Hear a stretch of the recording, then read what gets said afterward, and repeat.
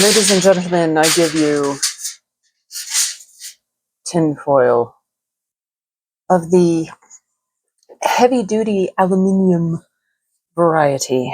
And so I figure, I had some questions, so I figured I'm going to go ahead and show you how I make my tinfoil silicone inlays. So again, heavy-duty aluminum foil, tinfoil, aluminium, whatever you want to call it. I suggest using heavy-duty. Why? Because regular foil is thin. And for this, I want to make sure that it's sturdy so it doesn't leak all over the place. Now, you could still, of course, have the opportunity to get holes in foil. That happens all the time. So because of that, I do have a piece of press and seal underneath here, just in case, you know. So I am going to apologize in advance for the crinkly noises, because crinkly noises and foil go hand in hand. So here's what I do.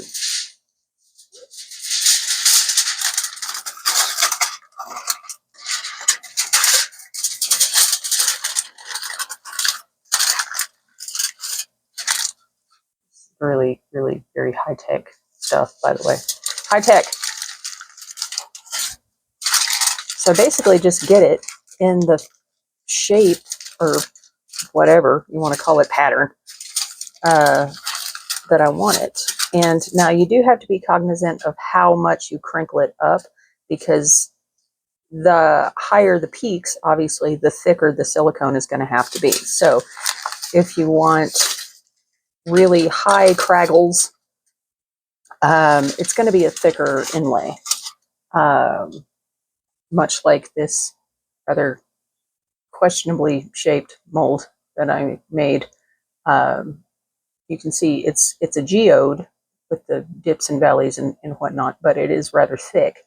So that's that. But this one I'm going to make only very thin. So that's why I'm just doing thinness. Thin things, thin. And then what I do is go around and make walls. And that's why I called them little foil boats, is because it's essentially what I'm making is a little foil boat.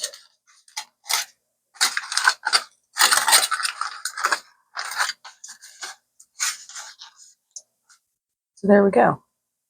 A foil boat. Exceptionally suitable for silicone inlays and leftovers.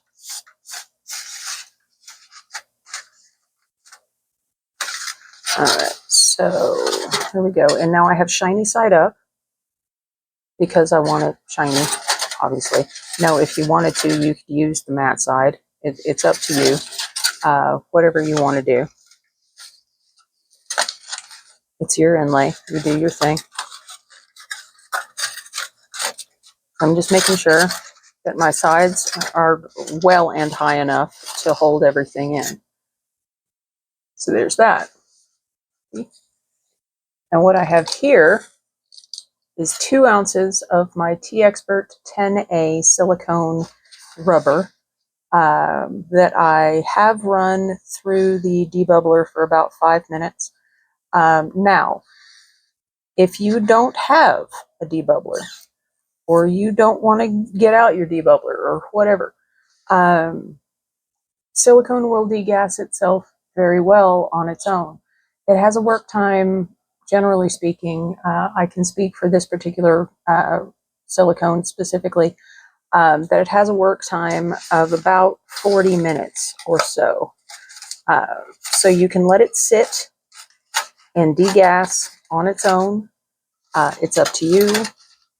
Or, you know, you can stick it in the refrigerator, and that will slow down the curing process and also give it an opportunity to degas on its own.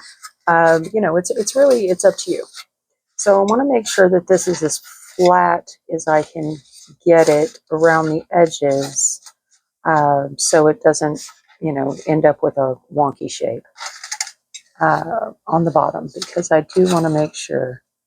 Now I am picking it up and looking at it, seeing if I have any obvious little holes or anything like that. And I don't see any, which is a good thing. So what I'm going to do is just pour from the side. You can pour from a height if you want to, it's up to you.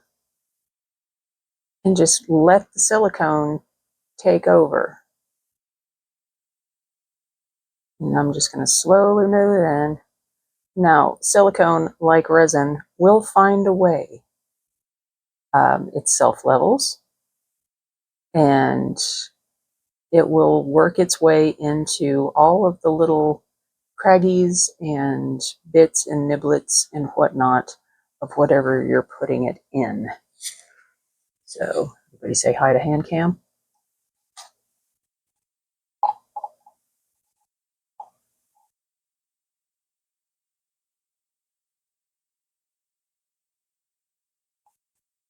Now, if you've never worked with silicone, it's quite easy.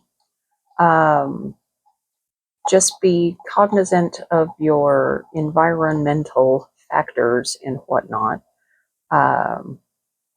in that it works best, I find, in my experience. Let me qualify that statement by saying, in my experience, it works best at a room temperature, which generally speaking is about 75 degrees Fahrenheit, or about, 23, 24 degrees Celsius. I do not find, in my experience, I do not find that heating it on a heat mat or anything like that makes a significant difference in curing time. I don't find that it helps speed it up or anything like that. I just leave it alone, let it do its thing. And normally it takes, depending on the thickness and size of your project, it takes about, 4 to 6 hours, to cure. And that ain't bad. I just want to make sure I'm looking at any like super high points that I see, and I'm just gently poking them down to get them underneath the silicone itself.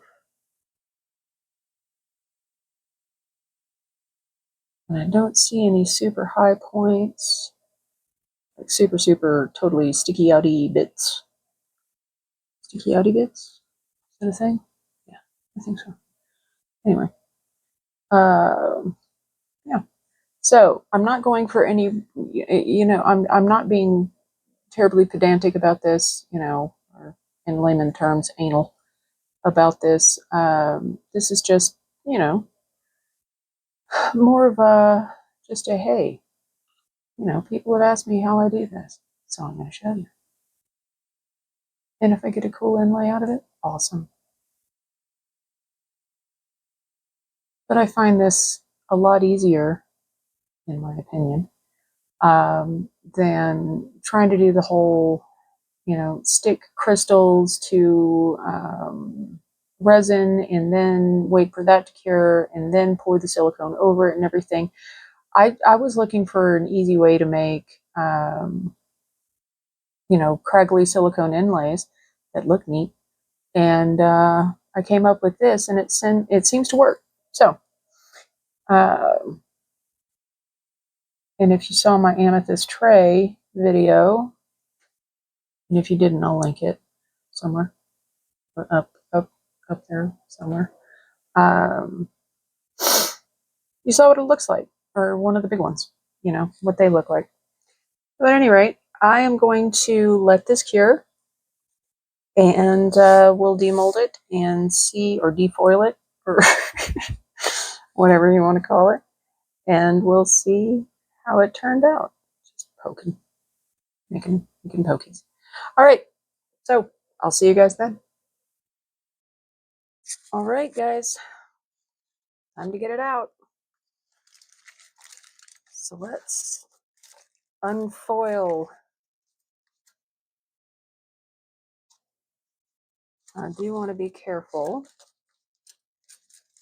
because I don't want to rip it, you know, just like you are with any silicone inlay you may.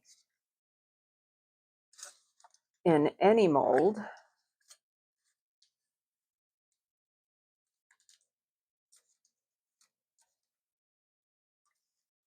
Because there are a couple of places where the foil was folded under itself. So some of the silicone did get a little caught, which, you know, it's fine. Texture.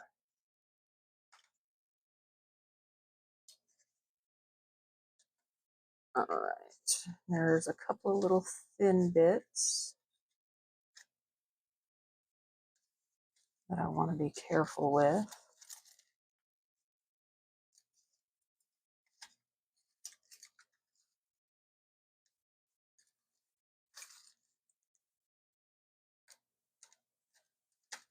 And there we have it. Clean foil. Reusable. For other silicone molds. Don't reuse it for food. No. No, no, no. Reuse it for silicone molds. And then the reveal. Ta-da. There we have it. A very cool, craggly, geode, mountain rangey, really cool silicone mold. So yeah, there you go, guys. Making silicone molds with tinfoil. So let me know what you think down in the comments. If you have any comments, questions, suggestions, anything like that, yeah. So thank you guys so much for being here as always. And I hope to see you again on the next one. Take care, guys. Cheers.